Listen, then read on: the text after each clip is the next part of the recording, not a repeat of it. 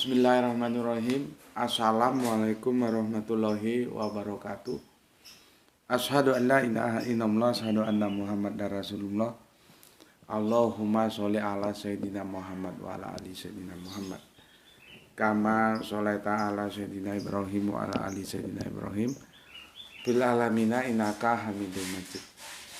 Sebelumnya kita panjatkan dahulu doa kepada Gusti Allah Agung untuk saudara kita yang telah memberikan sholawatnya kepada channel dakwah ini, sehingga channel ini dapat dengan setia eksis hadir dalam ruang-ruang diskusi kalian semuanya dimanapun kalian berada. Tentu dengan sebuah harapan, insya Allah sholawat itu akan menjadi catatan langit amal soleh bagi mereka dan keluarganya kelak, dan insya Allah akan terbalaskan dengan balasan yang lebih baik lagi. Kemudian untuk seluruh viewer terkasihku dimanapun kalian berada, aku ucapkan terima kasih untuk apresiasinya, untuk waktu yang diluangkan sehingga kita bisa ngaji bareng di channel ini. Baik kalian yang ada di mancanegara maupun di dalam negeri, aku ucapkan terima kasih, dengan harapan semoga selalu always dan tidak pernah never untuk tetap bertumbuh menjadi satu pribadi tangguh yang anti skip dan anti download. Bagi yang berkenan silahkan saja di share, tapi linknya ya, link kajiannya. Jadi jangan diunduh kemudian edit dipotong ulang, dipotong-potong lalu diunggah ulang ya. Apalagi terus diadu-adu dengan video lain yang juga potongan, itu mesti kacau itu ya. Aku tidak pernah kasih izin yang seperti itu. Jadi silakan bila berkenan, bila punya keinginan, linknya saja ya, linknya saja yang di-share. Oke. Kemudian untuk kalian semuanya aku nggak bisa sebutkan satu persatu ya, atas doa-doa baiknya untukku dan keluarga ya. Terima kasih sekali, dan semoga kebaikan doa itu juga tercurahkan untuk mendoakan untuk kalian semua ya. Jadi aku mendoakan kalian juga sebagaimana kalian mendoakan aku.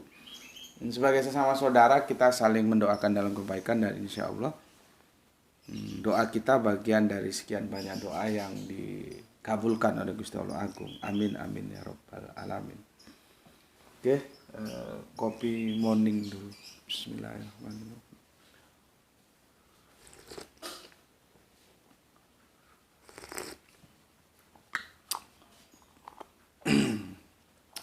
Kita lanjutkan kajian kita, dan insya Allah ini tamat ya.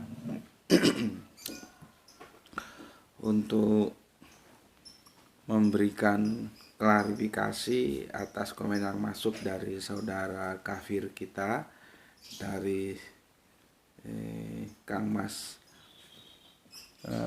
siapa kemarin ya, namanya itu tersambung jadi aku agak sulit mengingatnya. Romi Aristo ya, Kang Mas Romi Aristo. Maka ini menjadi Prof. Moshe Sharon ya.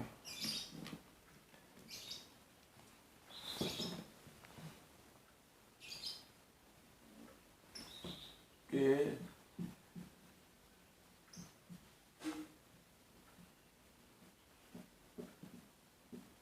Moshe.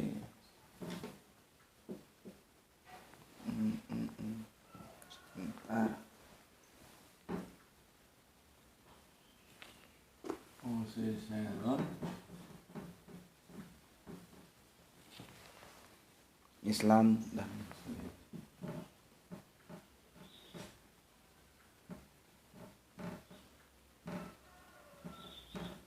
Ada yang Muslim, ada yang Muslim ya.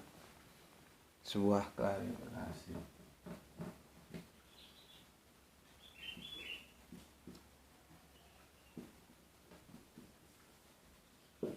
Ini seri 3 tamat lah ya, karena kita akan mengkaji hal-hal yang lainnya lagi yang sudah antri. Jadi ini saya kira cukup 2 kali aja lah ya, dan itu sudah bisa kita berikan sebagai sebuah klarifikasi. Ini serinya 2, 3 ya. Yang satu yang pertama yang ketika kita bahas tentang Prof. Moses Sharon ya.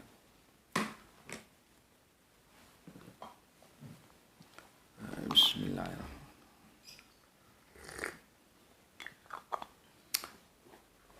Aku kemarin sudah jelaskan bagaimana latar belakangnya aku membahas kembali Prof. Moses Sharon yang terkait dengan kondisi terkini ya, perang antara Israel dan Palestina ya, dan kita sama-sama berdoa semoga itu semua bisa diakhiri. Dan seharusnya gue juga heran, PBB itu kerjanya ngapain aja? Kalau nggak berguna, mbok ya dibubarin aja PBB itu. Berapa nyawa yang hilang, nyawa anak-anak, nyawa... nggak tega lihatnya. Ngapain? Apa gunanya? Gitu yang jadi... Gue ya ngikuti perkembangan PBB itu sejak dulu dikomandani oleh Kurt Waldheim. Dulu ada komandannya Kurt Waldheim. Nggak tahu orang mana itu, orang yang jelas orang bagian-bagian barat yang Swiss atau mana gitulah, daerah-daerah sana itulah. Jadi bukan Inggris, Prancis, bukan. Namanya Kurt Waldheim ya. Kalian nggak tahu, ngerti nggak itu? Lihat aja di Google. Gue sudah ikuti PBB itu sampai sekarang ini. Menurut gue kagak ada gunanya tuh PBB. Karena nggak menjalankan fungsinya. Selama masih ada yang namanya hak veto, nggak guna itu PBB. PBB itu harusnya semua bangsa itu duduk di atas meja yang sama. Hak veto itu kan bagi-bagi kekuasaan. Lagi-lagi bagi-bagi kekuasaan. Setelah peristiwa siapa saja yang menjadi pemenang-pemenang waktu Perang Dunia Kedua itu. Seharusnya nggak boleh. Semua sama dong. Itu baru namanya berkeadilan. Gitu loh. Jangan yang lainnya nggak sama, yang 5 punya hak veto. Hak veto dari Hong Kong apa? Kasih hak veto sama dia. Emangnya bumi ini punya dia. Ya. Dari kasus mencuatnya kembalilah perang antara Israel dan Palestina, video yang lama ini muncul kembali, ya. Oke, sehingga aku memberikan penjelasan meskipun sudah sejak lama aku sudah bahas itu dalam serial Semua Nabi itu Muslim, tapi tidak semua Nabi Islam. Dan aku harus berhadapan dengan saudara-saudaraku Muslim sendiri. Karena juga ada mereka yang tidak terima. Dan itu juga aku buah dari sebuah keherananku. Ada orang yang menurutku mumpuni ya, dan menjadi ulama, ustadz level top lah, masih keliru juga memahami Islam dan Muslim.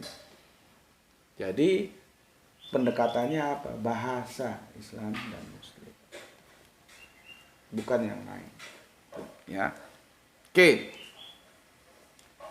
Maka sekarang akan kita lanjutkan komentar dari saudara kafir kita ini tentang tanggapanku terhadap apa yang sedang berkembang sekarang, khususnya berpijak dari Prof. Moses Sharon dalam sebuah analisa akademisnya ya. Oke, supaya tidak ada lagi tuduhan-tuduhan yang nggak mengarah.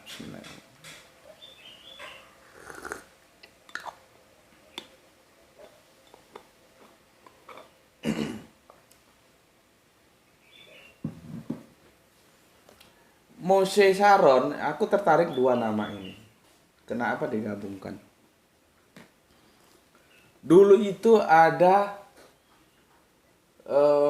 nama Mose ya, Mose juga ya. Kalau Saron itu ada Airel Saron. Kalau nggak salah tulisannya begini ya. Airel Saron. Mose dulu ada namanya Mose Dayan. Ini orang-orang top bajingan Zionis ini. Makanya gue kan bilang sejak lu belum lahir, perang-perang ini sudah ada. Intrik-intrik di antara Israel dan Palestina sudah ada. Jadi kalau sekarang ada, itu hanya siklus saja. Nanti ini damai 2-3 tahun lagi atau berapa lama lagi, begitu lagi perang lagi. Jadi seolah-olah ada yang meremut. Yang meremut itu yang punya kontrol kapan mau diperangkan, kapan mau damai, dia punya remote. Itu yang bajingan. Makanya kalau kalian nggak tahu produk manusia tahun berapa lahirnya, terus menganggap perang ini sebagai sesuatu yang kita harus menghabiskan semua energi kita untuk membahas ini, ya kamu telat lahir. Gitu loh. Ini masalah lama, masalah tua. Jadi lebih baik kita melihatnya dari sisi kemanusiaan, bahwa itu tidak boleh terjadi, melanggar kemanusiaan kita pembantaian seperti itu. Ujung-ujungnya anak-anak, wanita, orang-orang tua itu jadi korban. Dan aku kemarin dapat videonya, nggak tega lihatnya. Berapa nyawa melayang. Kemana PBB? Apa dari Persatuan Bangsa-Bangsa akan berubah menjadi perkumpulan bajingan-bajingan? Melihat seperti itu kok diam saja. Nanti kalau sudah berjatuhan baru sidang. Ya sudah diputuskan, jangan sampai terulang lagi, gimana caranya? Yang megang remote kontrolnya itu siapa? Ya bolak-balik kan ke yang punya 5 hak veto itu. Makanya seharusnya hak veto itu nggak ada. Bismillah. Kamu tahu nggak hak veto? Kalau nggak tahu ya coba cari di Google-nya. Nanti ada itu. Dua ini bajingan-bajingan. Mose Dayan itu matanya satu.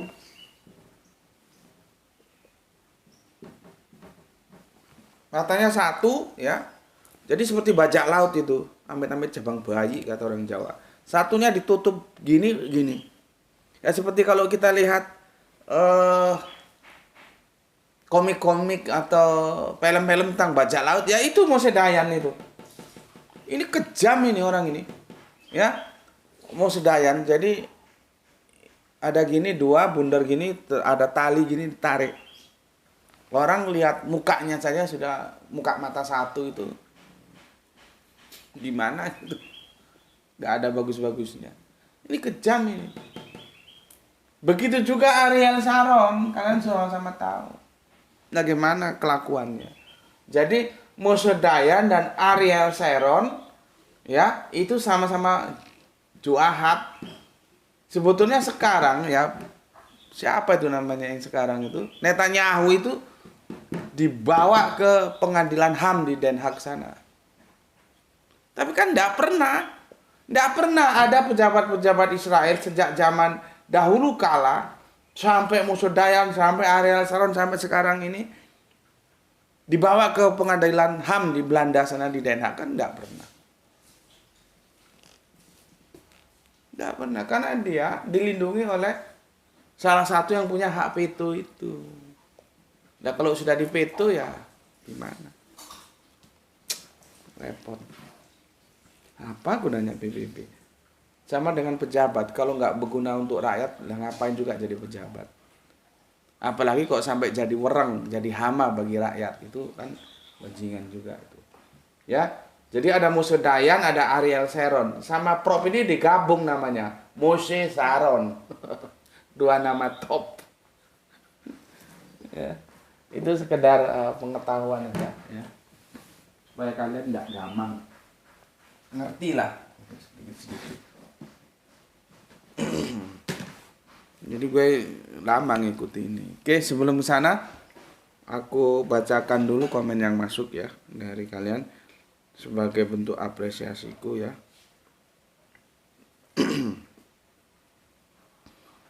Penghormatanku untuk kalian yang telah meluangkan waktunya ya.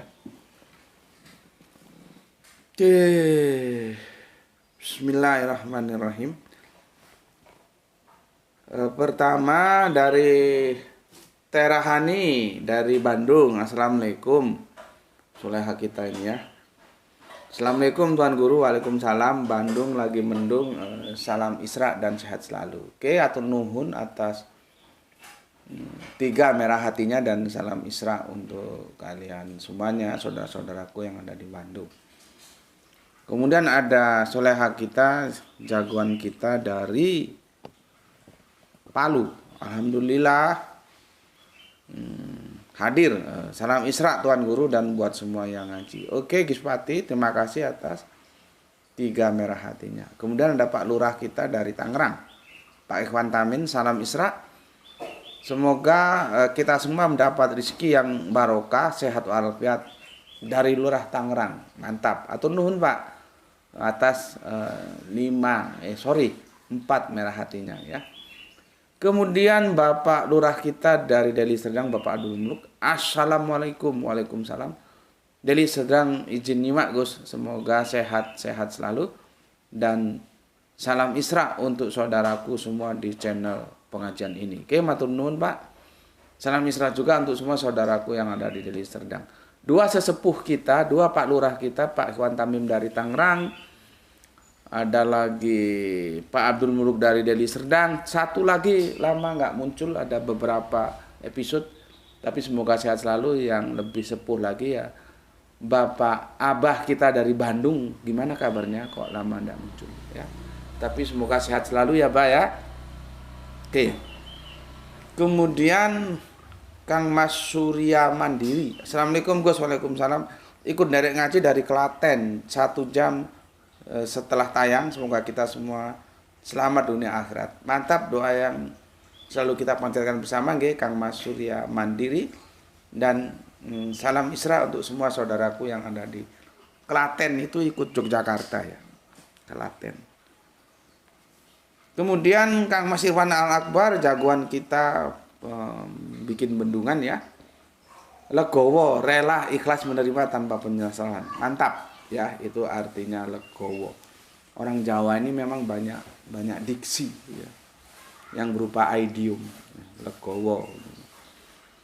Kalau sudah waktunya turun ya turun, legowo. Nggak harus mempertahankan kekuasaannya dengan cara-cara yang tidak baik. Justru itu menjadi anomali, nanti orang tidak simpatik gitu. Yang merubah undang-undang lah, yang beginilah, yang begitulah, jangan. Kalau sudah waktunya turun ya turun dengan legowo, supaya orang bersimpati. Ketika dia tidak berkuasa lagi, orang tetap menghormatinya. Tapi kalau dengan cara-cara yang tidak baik untuk mempertahankan kekuasaannya, ya orang bagaimana mau simpati? Bagaimana nanti kalau seperti Marcos sampai harus lari ke luar negeri karena sudah nggak disenangi rakyatnya? Kan jadi nggak enak kita sebagai bangsa ya. Harusnya kan ada kasih sayang dan ada penghormatan. Penguasa itu mengasihi sayangi rakyatnya, rakyat menghormati penguasanya. Harusnya begitu. Tapi kalau salah satunya nggak ada, ya nggak bisa terjadi. Karena itu sebab akibat. Rakyatnya nggak menghormati penguasanya. Ya nggak nyaman kehidupan berbangsa dan bernegara. Begitu juga penguasanya tidak menyayangi rakyatnya. Sakarepe udele dhewe, pokok dia enak-enak, rakyat mau mampus mau apa bukan urusan dia. Mengatur tata kelola negara sakarep-karepe dhewe, ya juga nggak ada kenyamanan dalam berbangsa dan bernegara. Harusnya ada simbiosis antara penguasa dan rakyat, ya. Yang berkuasa mengasihi rakyatnya, yang rakyatnya menghormati penguasanya. Itu baru enak. Jadi tidak perlu mempertahankan, jangan melawan sunatullah. Ingat, siapapun yang sedang berkuasa, Aku sudah sampaikan kepada kalian, siapapun kalau tetap berjalan saja setelah dia mencapai puncak, maka dia akan turun. Karena kurvanya normal. Kurvanya kan normal begini. Dia mau mencapai puncak, berjalan terus. Kurang marem, sudah di puncak kekuasaan masih berjalan. Kemana lagi jalannya kalau nggak turun? Ini sunatullah, nggak usah dilawan. Jadi kalau sudah di kekuasaan, membinalah relasi yang baik supaya nanti ketika kekuasaan itu beralih, ya tidak ada lagi masalah-masalah yang akan ditanggung. Itu yang namanya bisa melahirkan rasa legowo. Itu yang sudah dideskripsikan oleh Kang Irfan Al-Akbar yang banyak membantu kita, rela ikhlas menerima. Gitu ya, tanpa penyesalan begini atau begitu. Ya. Oke, terima kasih Kang Irfan Al-Akbar, juragan bendungan kita yang ada di Jambi ya. Kemudian Kang Syahran Gipari menyimak setelah 3 jam tayang. Atau nuhun Kang, hari ini kembali selalu cuaca mendung. Iya, sama di sini mendung tapi sesuatu yang nyaman ya, tidak terlalu dingin, makanya aku nggak pakai jaket ya, nyaman ya. Dan semoga kenyamanan ini bisa kita rasakan bersama antara Batu dan Bandung. Ya, nuhun Kang. Kemudian solehah kita di Taku-Taku. Assalamualaikum, waalaikumsalam warahmatullahi wabarakatuh. Gus Beti, nyimak Gus. Monggo silakan untuk solehah kita di Taku-Taku. Di Taku. Nggak tahu apa artinya ini. Mobilku. Kasihku. Kalau itu isim ya. Jadi ku-nya itu kedomir. Apa begitu gue juga nggak tahu. Kemudian dari Hong Kong kita ke Kang Yudi. Assalamualaikum Gus. Waalaikumsalam. Kopi tanpa gula sehat Gus. Kopi sianidanya khusus bagi mereka yang selalu membantah kebenaran aksiomatis. Salam Isra. Mantap. Salam Isra untuk Kang Yudi dan untuk semuanya saudaraku yang ada di sana ya. Iya betul ya, kopi tanpa gula sekarang lagi ngetren ya, seperti yang aku jelaskan kemarin. Tentang kopi sianidanya itu memang lagi bermasalah dan sekarang kemana mau dibawa nggak tahu. Itu dosanya besar banget loh itu. Karena seperti pembukaan mukadimahnya, introduction-nya, kemerdekaan itu kan hak segala bangsa. Kalau dia itu dinisbahkan ke bangsa, kemerdekaan itu hak segala bangsa loh. Nggak ada satu bangsa boleh mengkooptasi bangsa lain, termasuk yang terjadi di Palestina dan Israel yang sekarang sedang berkecamuk. Ya, nggak boleh. Itu kalau kita rumpunkan ke pembangsaan. Kalau kita breakdown ke individu pribadi, maka hakikatnya manusia itu dilahirkan bebas. Bebas manusia itu, dan itu pemberian dari Gusti Allah Agung. Dia diberikan kebebasan begitu lahir dari rahim bundanya, manusia itu bebas. Terus tiba-tiba ada seseorang dengan pengadilan yang tidak jelas jeluntrungnya seperti itu, entah mana yang benar, entah mana yang salah, juga kita jadi bingung. Karena semua saling bertahan. Ya. Ada anak manusia yang dia punya kebebasan direnggut dengan vonis 20 tahun. Itu nanti kalau mati nanti dimintai pertanggungjawaban jawab itu. Ya ampun. Nanggung dosa kita sehari-hari saja itu belum tentu kuat loh. Ini dosa karena merenggut kemerdekaan hamba Allah. Itu mau dia kafir, mau dia Islam, mau dia ateis, teteh bengek segala macam, dia tetap punya hak yang diberikan oleh Allah. Direnggut dengan cara sedemikian yang kita sama-sama tahu. Lihat saja nanti pertanggungjawaban di akhirat. Jangan demi karir, demi harta, demi apa, merenggut kemerdekaan seseorang dengan hukuman 20 tahun. Itu kalau orang tahu agama nggak berani melakukan itu. Taruhlah demi karir, berapa lama kamu hidup? Taruhlah demi kekuasaan, berapa lama kamu berkuasa? Taruhlah demi harta, berapa lama kamu bisa klonin itu harta? Nanti kalau sudah umur, mampus juga kau. Kalaupun nggak mampus, kamu sudah peok, nggak bisa menikmati itu harta.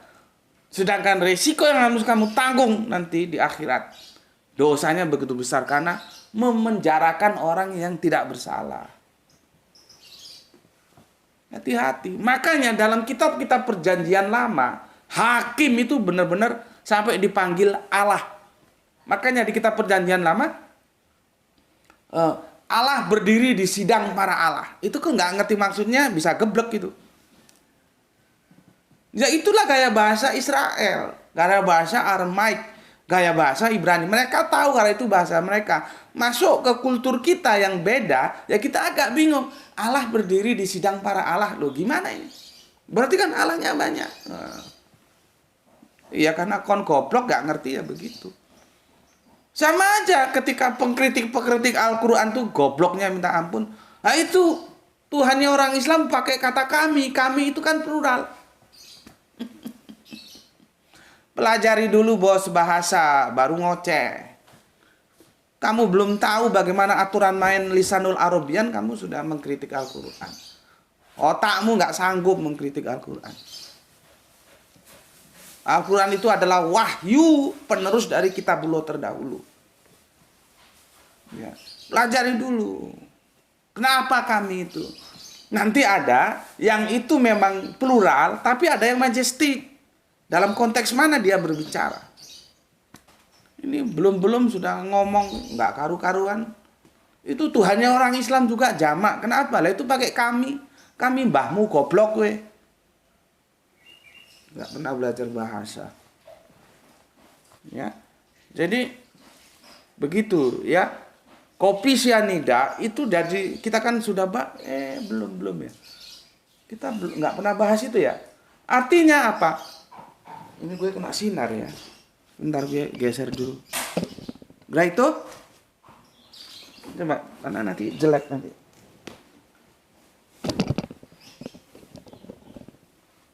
Bapak kena sinar tuh, lihat tuh. Enggak. Lihat ini kadang-kadang ke muka Bapak jadi enggak terang. Ya. Oke. Judulnya aja sudah menggiring kita di framing kopi sianida. Padahal belum bisa dibuktikan ada nggak di dalam kopi itu sianidanya. Kan mayatnya nggak diotopsi. No otopsi, no cases. Itu standar hukum begitu. No autopsi, no cases. Sehingga kalau dia nggak diotopsi, ya kasusnya ditutup. Bagaimana kok tiba-tiba ada seseorang tersangka dan dihukum 20 tahun karena masuk sianida diminum oleh orang-orang yang mampus. Sianidanya saja belum terbukti, mas kok. Semoga bertobatlah kalian. Gue nggak tahu siapa yang benar siapa yang salah. Gue juga ngikuti itu bingung. Ya, semoga bertobatlah. Kasihan tuh anak manusia. Kalau anakmu sendiri dibegitukan gimana? Gue sih nggak kenal siapa dia. Apakah dia Islam, apakah dia kafir, gue nggak ada urusan. Tapi gue berbicara dari nurani kemanusiaan gue. Agama gue itu mengajarkan kasih sayang. Gitu aja. Kecuali memang sudah tegas dia bisa terbukti, aksiomatis kebenarannya, ya silahkan. Lah ini masih debatable kok. Dan hukumannya bukan sehari 2 hari, 20 tahun. Demi apa itu kalian mengorbankan anak manusia? Semoga kajian ini menyadarkan kalian. Ya. Gue nggak berpihak mana-mana. Gue hanya berpihak kebenaran. Ayo kita hidup benar.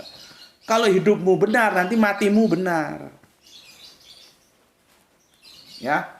Jadi kopi sianida itu sudah menggiring. Seharusnya jangan ada kata sianida. Minum kopi mampus gitu aja.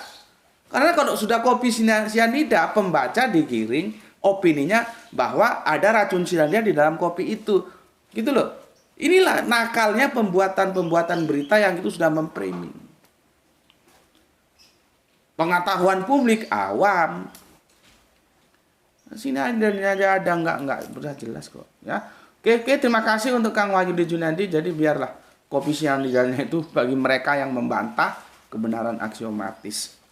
Sudah ceto welo masih dibantah. Kemudian Kang Arif Muksinin Tuban siap hadir Gus. Oke, matur thank you. Arif, jangan lupa tetap didik istrimu ya. Ajak kajian-kajian Islami gitu ya.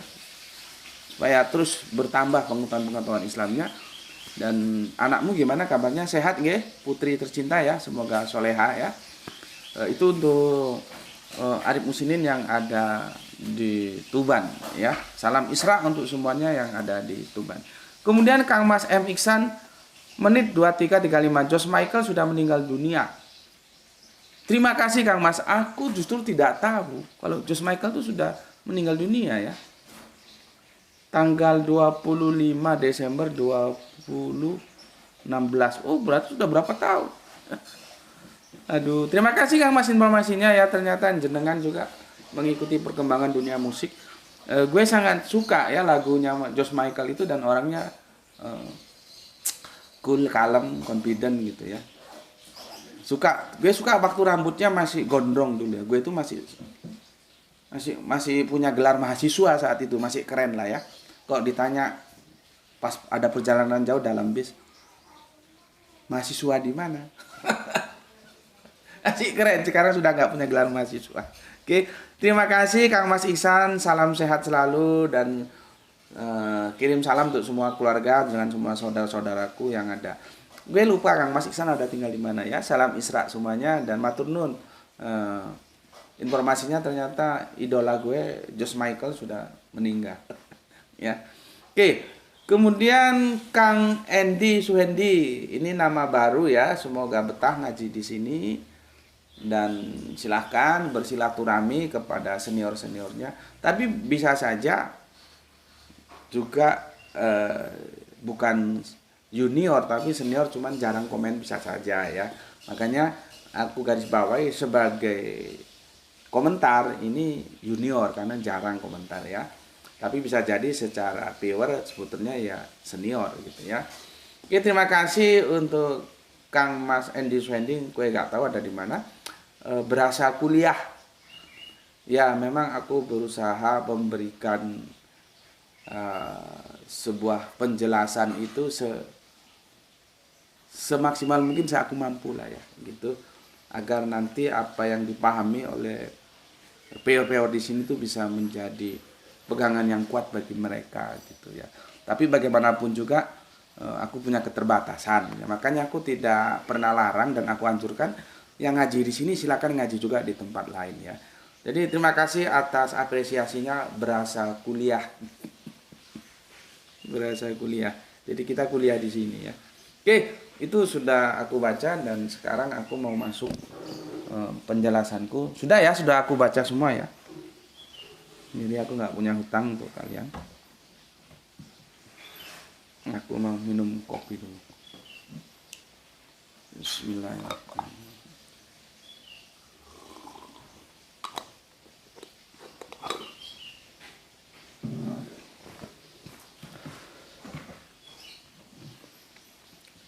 Tolong siapkan Al-Qur'anmu, baik yang digital boleh, yang hard copy juga boleh. Dan sebagai aja ya, sebagai penjelasan saja. Jadi begini, teman-teman kita kafir itu biasanya, tapi tidak semua lah ya, gue kagak bilang semuanya, biasanya hit and run ya, hit and run. Kalau kita sedang tinju itu ada namanya teknik hit and run ya, pukul lari gitu ya, hit and run. Karena memang tidak diniati untuk mencari ilmu, bukan ya, niatnya hanya mau menyanggah saja, karena memang dasarnya nanti ujung-ujungnya ya penghujatan, penghinaan, ngomong yang di luar batas kesantunan, begitu. Ya, sekali lagi, tapi ini tidak semua, mohon dipahami. Kan ada juga yang datang masuk ke sini belajar baik-baik, tuh seperti Oskis tuh dia baik, ya harus kita terima dengan baik.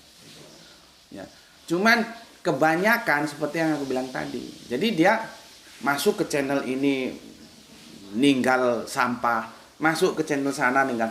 Jadi dia begitu kerjanya. Gitu ya.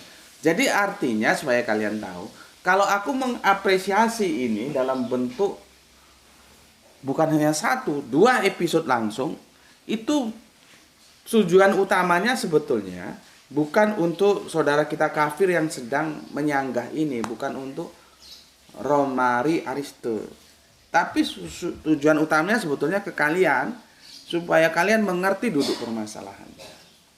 Tapi kalau dia tetap mengikuti penjelasanku, ya alhamdulillah. Tapi kalau hit and run, ya nyampah di sini pergi ke sana, nyampah sana pergi ke sana gitu, ya enggak masalah. Itu juga kan kita nggak bisa batasi orang gitu. Ya, maka sekali lagi, kalau aku mengapresiasi, ya memberikan tanggapan atas komen-komen dari saudara kafir kita itu, karena dengan kondisi keumumannya seperti itu ya, hit and run tadi, maka sebenarnya itu aku memberikan penjelasan tujuan utamanya kalian, bukan ke dia gitu ya. Paham ya di sini ya. Jadi mau dia ikuti mau dia kagak ikuti, gue kagak ada masalah. Monggo-monggo aja gitu. Oke. Sekarang aku lanjutkan penjelasanku setelah kemarin aku berikan introduction-nya ya. Jadi begini.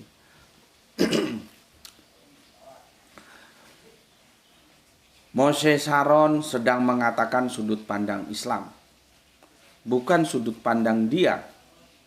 Tapi kemudian videonya dipotong, lalu dibuat seolah Moshe Sharon sedang menyetujui bahwa semua nabi adalah Muslim.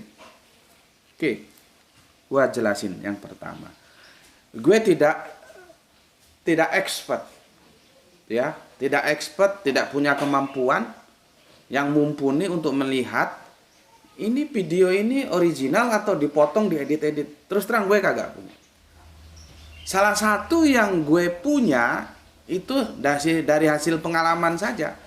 Pengalaman video gue kan banyak yang dikerjain kafir-kafir itu. Yang diambil, diedit, dipotong. Itu biasanya durasinya sangat singkat. Hanya itu aja yang gue bisa. Ya. Nah, sedangkan video Prof. Moshe Sharon itu kan tidak singkat dibandingkan dengan video-video lain yang gue lihat ketika video gue dipotong, itu sangat singkat. Durasinya ini kan cukup lumayan panjang. Dari itulah gue tidak apa ya, tidak tahu menau, dan juga gue nggak ada urusan apakah itu video itu dipotong, diedit atau dimanapun sehingga seperti apa yang disangkakan Romario, itu nggak ada urusan bagi gue.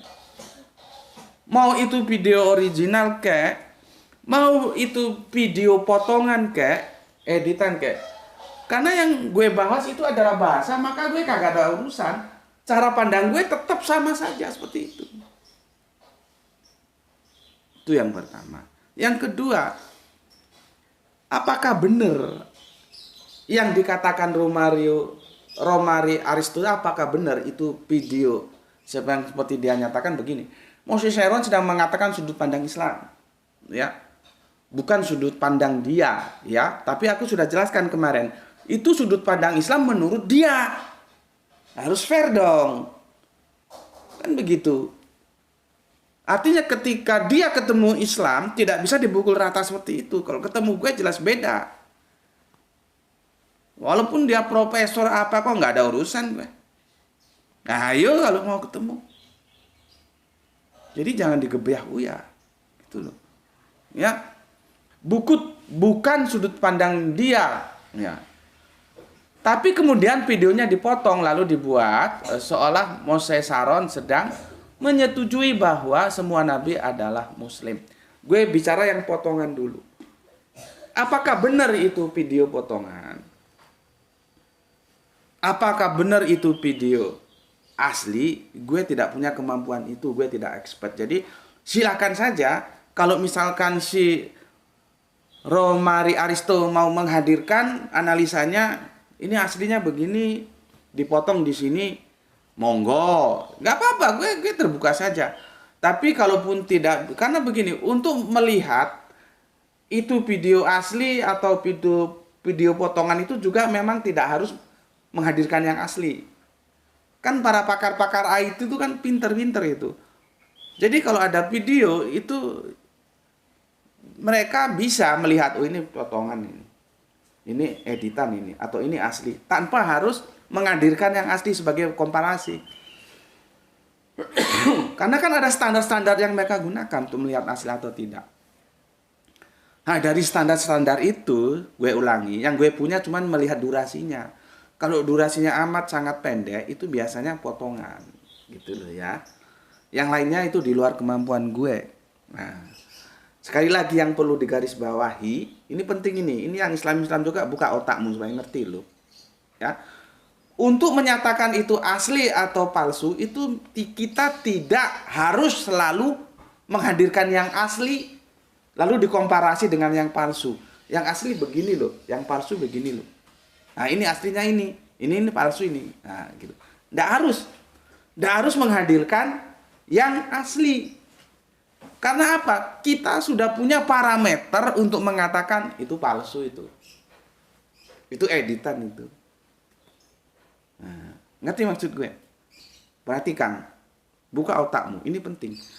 Jadi kita untuk mengatakan bahwa Injil itu, Torah itu, atau Bible itu kalau secara keseluruhan asli atau tidak, itu kita tidak harus menghadirkan yang asli. Tidak harus. Nah, sekarang kita mau mencari Injil yang asli mau kemana? Sampai mampus nggak ketemu. Injil yang itu wahyu dari Gusti Allah Agung, diberikan, diamanahkan kepada Kanjeng Nabi Isa, itu kemana kita cari? Enggak ono. Lalu apakah demikian kita tidak bisa mengatakan bahwa Injil kanonik yang ada sekarang, Matius, Markus, Lukas, dan Yohanes itu asli atau tidak? Begitu juga Injil-Injil yang apokrifa. Untuk menyatakan itu tidak perlu untuk menghadirkan yang asli. Karena apa? Ada parameter-parameter untuk menentukan itu asli atau tidak. Yang sudah aku ajarkan sama kalian, dua parameter, koherensi dan korespondensi. Apa itu koherensi? Apa itu korespondensi? Lihat video yang lalu. Aku sudah jelaskan. Karena sering di perdebatan-perdebatan, akhirnya yang Islam cangkemnya mingkem. Karena goblok, nggak mau belajar. Kalau dituntut sama teman-teman Kristen, kalau ini nggak asli, Injilnya yang asli mana? Tunjukkan.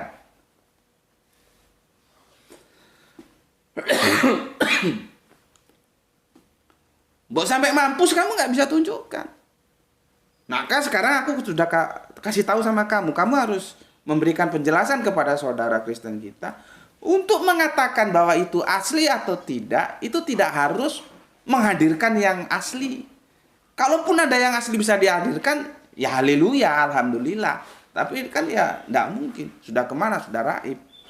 Artinya untuk menentukan itu asli atau tidak, kita gunakan parameter. Standarnya apa? Parameternya apa? Itulah perlunya standar. Pertama ya bahasa. Itu salah satu cirinya ya. Baru nanti masuk ke koherensi, korespondensi. Begitu juga sama si apa ini? Sama si Romario Aristo ini ya. Coba dianalisa begitu. Kalau dia bisa menghadirkan video aslinya, yaitu alhamdulillah, haleluya, bagus itu. Tapi kalaupun tidak, nggak ada masalah. Coba dibikin saja. Ini asli, ini begini loh seharusnya begini. Nanti kan kita lihat. Artinya pernyataan si Romario tentang videonya Prof. Moses Haron itu ya tidak serta-merta aku terima. Meskipun tidak serta-merta aku tolak, artinya ya sudah gue tampung dulu. Karena gue tidak punya kemampuan untuk itu. Gue kan sudah bilang, nggak mungkin gue berbicara untuk sesuatu yang gue tidak punya kemampuan, atau gue tidak expert, atau gue tidak mempunyai pengetahuan di bidang itu. Gue tahunya biasanya dari tingkat durasinya saja. Gitu.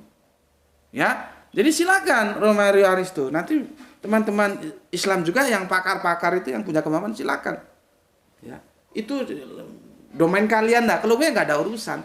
Karena apapun video itu mau dipotong, mau enggak, mau asli, mau KW, gue tetap tidak berubah. Karena yang gue bidik adalah bahasa. Bagaimana memahami Islam, bagaimana memahami Muslim. Clear ya? Oke. Selanjutnya, ya. Lalu dibuatlah seolah Mose Saron sedang menyetujui bahwa semua nabi adalah Muslim. Justru itu yang gue bantah. Karena apa? Sudah salah memahami antara Islam dan Muslim. Di publik Islam ini, mulai yang awam nih, nah lu kan lihat ada komen, itu komen kalau kamu lihat ya di La Acosta, itu kan nggak terima sama omongan gue. Bahkan dia menyerang, aneh nih orang asal ngomong. Gue sudah jelasin berdasarkan ayat, dibilangin gue asal ngomong. Coba, ini dari saudara gue sendiri. Artinya, gue juga sedang berjuang untuk memberikan pencerahan kepada publik, apa itu Islam, apa itu Muslim. Lah kalau begini, kan gue gak ada masalah sama si Saron.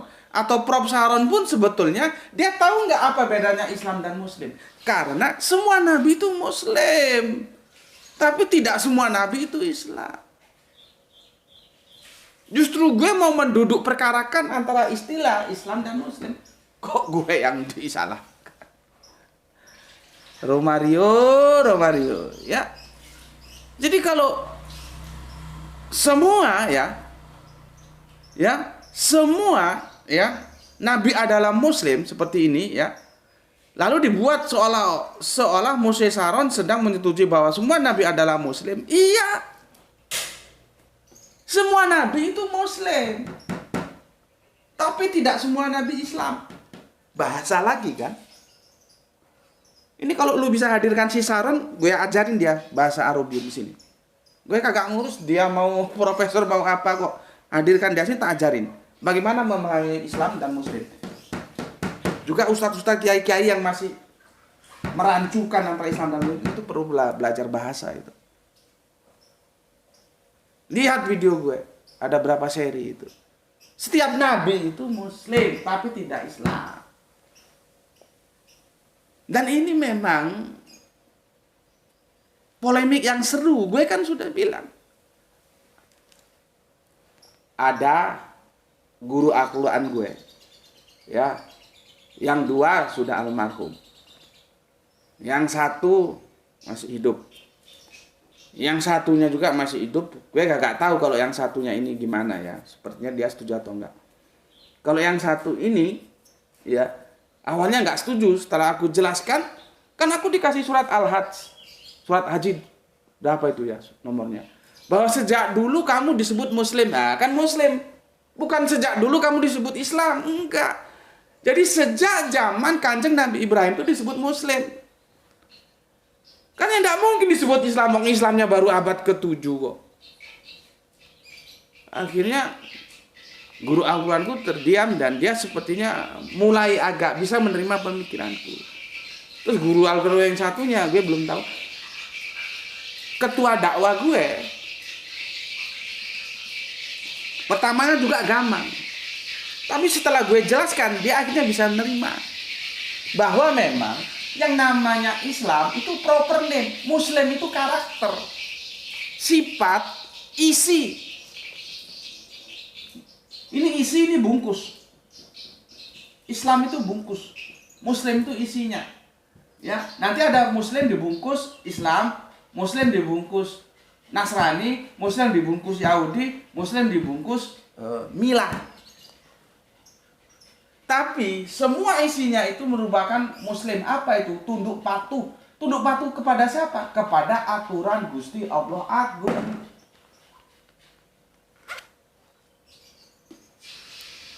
Ya inilah, karena si kafir satu ini nggak lihat video gue secara holistik. Ngaji kalau sepotong-sepotongnya ini jadinya. Makanya gue kan waktu gue diundang, gue dulu ada kajian bersama orang-orang pinter. Gue bilang orang-orang pinter karena itu ada yang dosen, ada segala macam, dan itu kajiannya di rumah. Memang kalau gue gelar kajian itu lebih mantapnya di rumah. Jangan di masjid atau jangan di masjid lah gitu. Karena apa? Kalau di masjid itu kan nanti otoritasnya di takmir. Dan takmir itu karakternya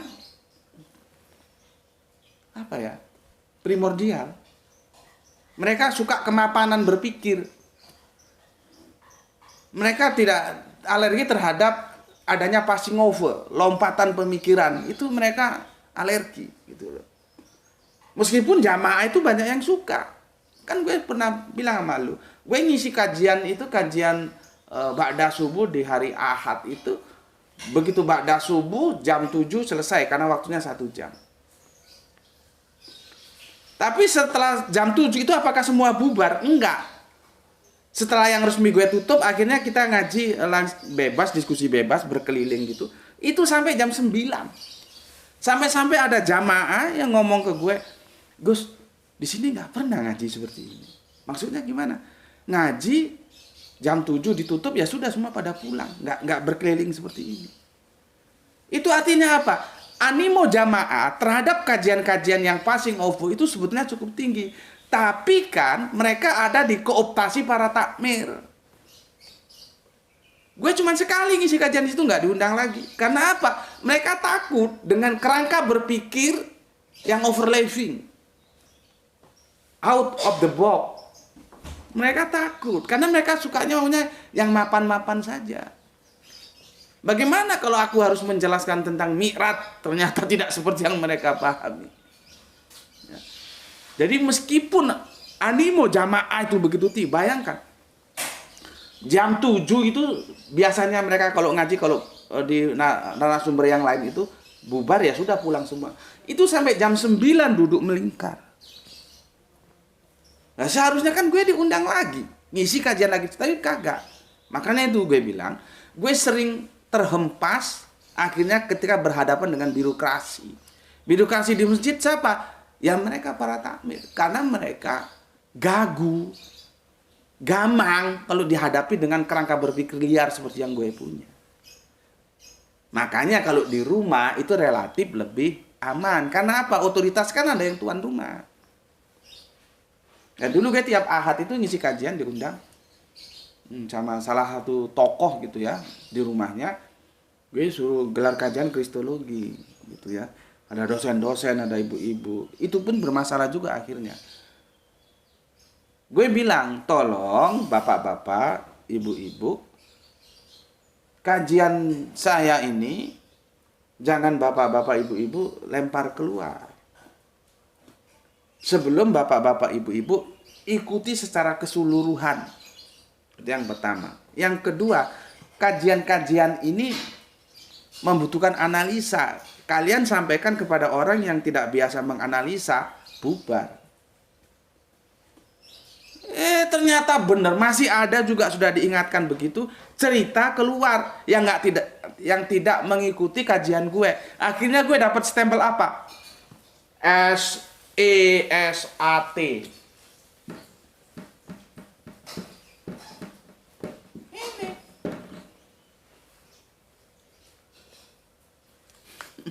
Makanya kemarin saudara kita dari Bandung, tesahannya Abdi lupa.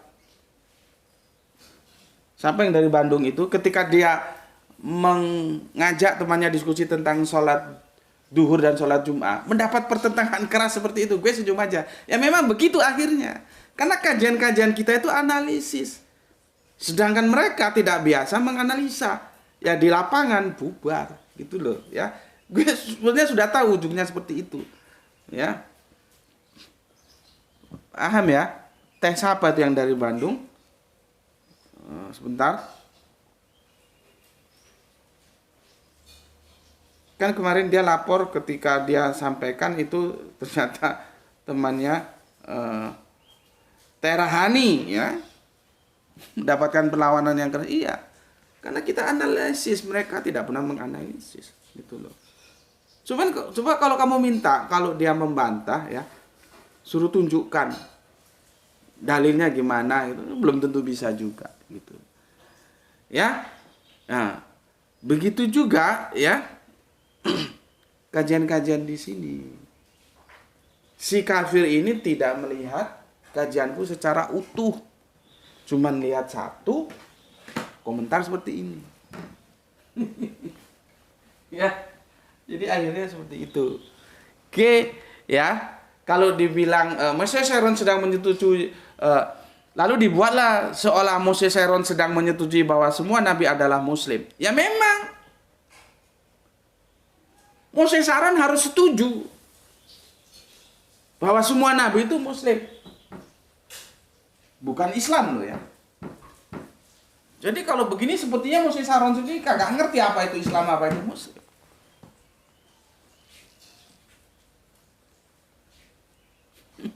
Inilah perlunya kita belajar bahasa. Tapi gue sudah diingatkan oleh almarhum Gus Nur.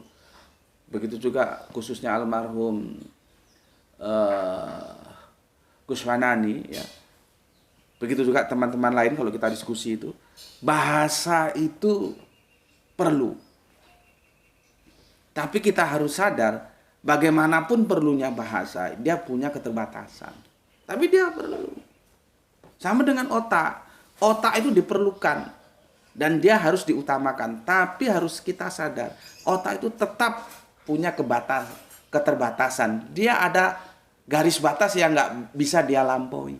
Yang gue jelaskan sama lu, transrasional. Mukjizat itu nggak bisa dianalisa pakai otak. Buat sampai mampus nggak bisa. Ya, oke, itu jawabanku ya tentang Moses Sharon yang sedang menyetujui bahwa semua nabi adalah muslim. Ya dia harus setujui. Kalau Islam, gue sendiri tolak. Tidak semua nabi Islam, tapi muslim. Ya, oke. Berikutnya,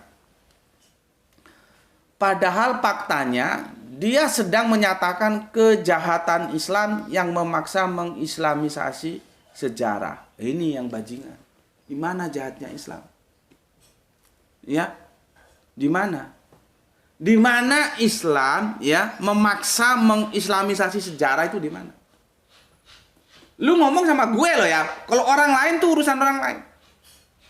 Karena ada ustadz-ustadz yang cukup beken juga ngomong Islam disebarkan dengan pedang. Itu kan goblok itu. Lalu apa tanggung jawab dia ketika aku suruh baca ayat la ikraha fiddin? Ngomong sembarangan. Islam itu disampaikan, didakwahkan. Perkara orang mau, monggo, enggak ya enggak masalah. Kok ngomong kalian jangan malu kalau Islam disebarkan dengan pedang? Ya ampun, lu berjenggot, lu punya gelar dari negara barat tengah sana kok goblokmu minta ampun sih. Heran gue lihat videonya itu. Lah kalau Islam disebarkan dengan pedang, bagaimana tentang la ikraha fiddin? Kan bertentangan dengan Al-Qur'an. Ketika Fathul Makkah, ya, Makkah itu benar-benar dalam kekuasaan Islam loh. Apa lu kira terus kanjeng Nabi Muhammad, pagan-pagan kafir, bajingan lu sini masuk Islam sunat lu? Apa begitu? Enggak. Semuanya dengan penjelasan, dengan dakwah. Setelah itu diberi kebebasan. Enggak ada ceritanya orang dipaksa-paksa masuk Islam.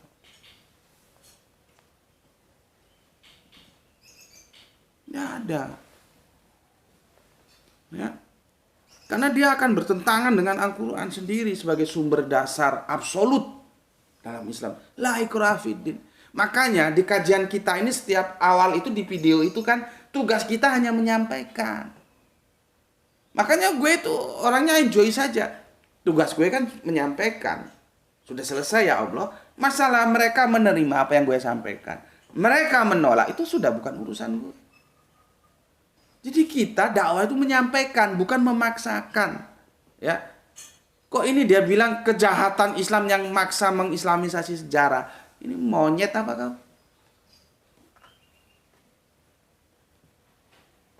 Ya. Nggak ada model begitu. Ya. Oke. Lu bicara sama gue lo ya, bukan sama yang lain. Sama yang lain itu urusan yang lain. Beda urusannya sama gue. Ya. Gue sendiri nggak setuju kok kalau ada ustadz bilang Islam disebarkan dengan pedang itu orang ustadz goblok. Nah, nanti potong lagi video gue ya. Potong lagi video gue ketemukan sama ustadz itu lu adu lagi. Itu kerjaannya kafir, nggak punya ide bikin konten ya seperti itu. Berapa banyak video gue diketemukan dengan ustadz ini diadu. Itu karena otaknya goblok, kosong, nggak punya ide bikin konten. Lu jauh dong sama gue. Gue satu hari 2 video, bahkan gue tawarkan 3 video. Tapi power gue kagak sanggup mengikuti kecepatan gue berproduksi. Udah berapa tahun kita 2 video satu hari. Jadi nggak pernah kekeringan ide. Alhamdulillah Gusti Allah selalu bantu gue. Kalau istilah-istilah kafir, Roh Kudus ada bersama Gus Betih. Gitu, ya. Oke. Gue jelasin supaya clear semuanya, ya.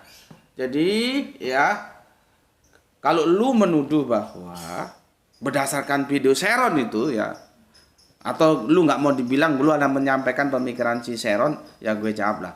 Kalau si Sharon, ya, mengatakan faktanya, ya, dia sedang menyatakan kejahatan Islam yang memaksa mengislamisasi sejarah, itu yang gue kagak terima. Kita harus, ya, menduduk permasalahan ini dengan benar. Sejarah yang mana? Ya, nggak apa-apa. Kita bertarung di sejarah nggak apa-apa.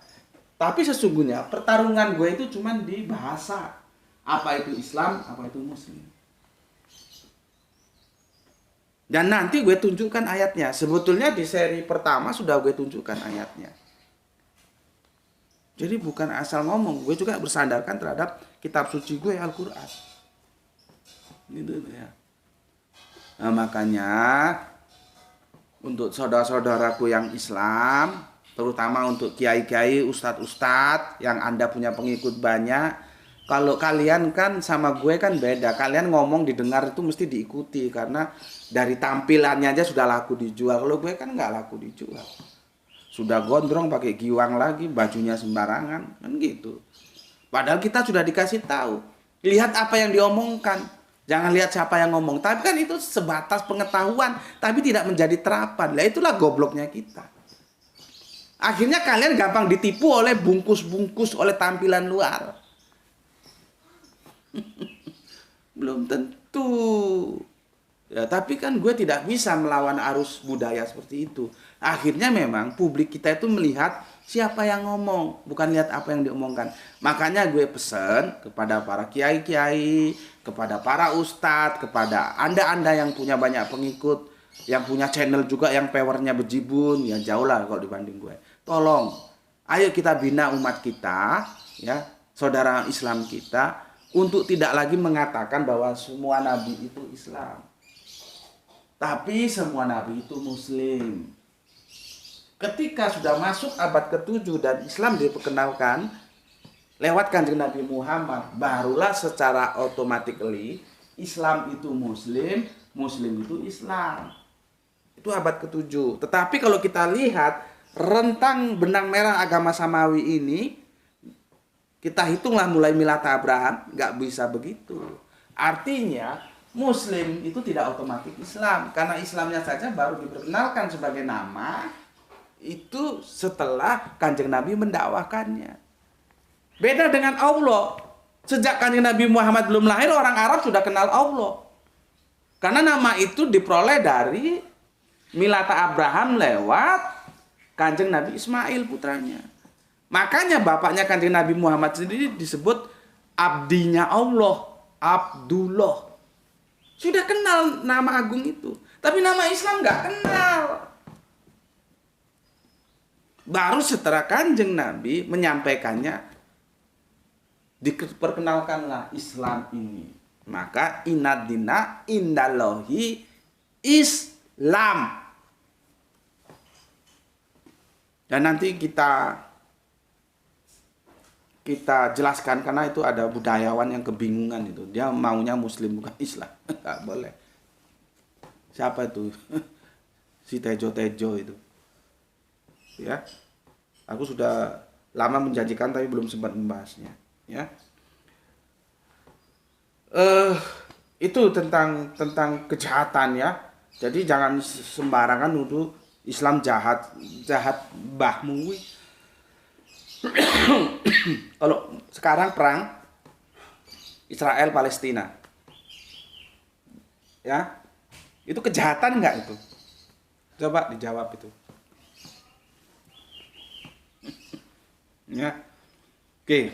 Kemudian anehnya si Gondrong di video ini tidak mengklarifikasi kesalahpahaman penonton melihat video terpotong Moshe Sharon. Bukan kepentingan gue untuk mengklarifikasi. Kalau lu mau mengklarifikasi seperti yang gue bilang di awal tadi, silakan saja. Oh, ini videonya terpotong. Kalau bisa lu tampilkan utuhnya, monggo baik. Kalau nggak bisa, bikin analisa terpotong karena apa saja.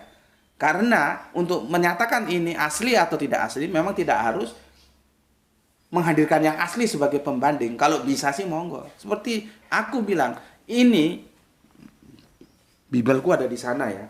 Ini asli atau tidak, itu aku misalkan katakanlah perjanjian baru Injil ya. Untuk mengatakan ini asli atau tidak, itu aku tidak harus menghadirkan Injil yang asli, yang sebagaimana diterima dari Allah, diberikan kepada Kanjeng Nabi Isa. Tidak harus, karena ada parameter-parameternya. Begitu juga Kang, silakan saja. Itu bukan sedang menjadi stressing point kajianku, ya. Jadi nggak ada urusannya mau itu terpotong atau tidak, gitu, ya. Jadi mohon dipahami ya. Jadi kalau katamu anehnya si Gondrong video ini di video ini tidak mengklarifikasi kesalahpahaman penonton melihat video terpotong Moshe Sharon, gitu. Apakah kira-kira kalau lu ngomong video ini terpotong gue langsung percaya? Kan yang enggak. Meskipun gue langsung tidak percaya, enggak. Gue wait and see, gue tidak punya kemampuan itu dan gue tidak berkepentingan itu.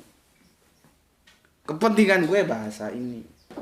Ya, nah sekarang gue tunjukkan ini sebagai terakhir dan ini penutup ya. Supaya clear. Sebetulnya ini sudah gue sampaikan ya, ini ada di Quran surat Al-Imran surat yang ketiga ayat yang ke-67. Al-Quran jelas memaparkan dan dia langsung menarik lewat Bapak Abraham, karena eksistensi Bapak Abraham itu menjadi rebutan antara Yahudi, Nasrani, dan Islam. Semua mengklaim bahwa itu milik mereka. Maka dijawab oleh Al-Quran dengan tegas, makana Ibrahimu Yahudiyu wala Nasroniyu wa lakin kana hanifa muslima wa makana minal musyrikin. Itu jawaban tegas dari Al-Quran. Ibrahim bukanlah seorang Yahudi dan bukan pula seorang Nasrani, tetapi dia adalah seorang yang lurus Muslim dan dia tidaklah termasuk orang-orang yang musyrik. Coba kurang clear apa? Artinya Al-Quran pun tidak mengklaim bahwa Ibrahim itu Islam. Kecuali dijawab, Ibrahim bukanlah seorang Yahudi dan bukanlah seorang Nasrani, tetapi dia adalah seorang yang Muslim. Kan nggak begitu. Tetapi dia bukanlah seorang yang Islam.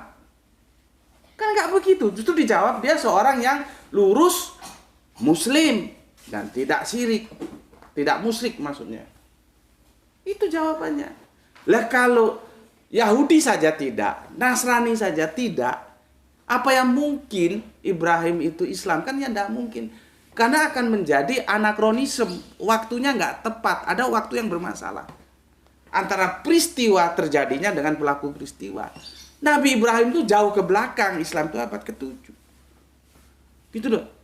Jadi kalau dibilang kejahatan Islam, kejahatan mbahmu apa? Islam nggak pernah mengklaim semua nabi itu Islam. Yang diklaim adalah semua nabi itu Muslim. Jadi ini yang bisa aku berikan dan ini tamat ya. Semoga bisa pembelajaran bagi kita bersama ya, khususnya ya itulah aku minta tolong kepada para kiai-kiai, para ustadz-ustadz yang punya pengikut banyak, jelaskan kepada umat kita bahwa Islam dan Muslim itu tergantung dilihat sudut pandang tempus delictinya kapan. Kalau dia tempus delictinya secara keseluruhan agama-agama Abrahamic faith ini, anak-anak Abraham, atau kalau istilah pondok itu agama samawi, bukan ardi ya. maka tidak bisa Muslim otomatis Islam, Islam otomatis Muslim, enggak. Tetapi kalau dilihat pada abad ke-7 setelah tugas kenabian itu berpindah ke Kanjeng Nabi Muhammad sebagai khataman Nabi, maka memang benar Islam itu otomatis Muslim, Muslim otomatis Islam gitu ya. Oke, sampai di sini dulu karena aku harus segera mengantar bidadari kecilku sekolah ya. Itu yang bisa aku sampaikan dan aku kira cukuplah, aku tidak tanggung-tanggung 2 video aku bikinkan untuk memberikan tanggapan kepada saudara kafir kita. Semoga saudara kafir kita mau mengerti. Tapi kalau nggak mau mengerti juga ya sudahlah, itu urusanmu. Karena tujuan utamaku adalah menjelaskan kepada kalian-kalian yang Islam ini dan kepada yang kafir juga yang mau menerima penjelasan. Kalau yang ujungnya cuman maunya bikin sampah aja, ya itu bukan termasuk yang aku sampaikan ya. Maksudnya bukan yang aku tujukan untuk dia ini disampaikan, enggak. Oke, pesan aku jaga Allah, jaga Kanjeng Nabi, jaga Al-Qur'an, jaga sholatmu, jaga imanmu dalam bingkai keindahan Islam, taruh dia dalam hatimu yang paling dalam, jaga dia ya, menjadi milikmu abadi sampai nanti kau menutup mata, tetapi tetap memberi hormat kepada saudara kita yang memilih jalan lain karena mereka tetaplah saudara kita. Semoga yang ngaji di sini mendapatkan keberuntungan ya, rezeki yang barokah dan kesehatan yang prima. Kepada saudara-saudaraku yang memberikan sholawat lewat infak dakwah, tolonglah ya. Tapi itu sekali lagi perlu ada di panjenengan semua, di Anda semua keputusannya. Tolonglah aku dikonfirmasi supaya aku bisa berterima kasih secara pribadi gitu ya. Kalau selama ini kan aku berterima kasihnya secara umum aja di setiap awal kajian kita, karena tidak semuanya mengkonfirmasi ke WA secara pribadi supaya aku juga berterima kasih secara pribadi gitu ya.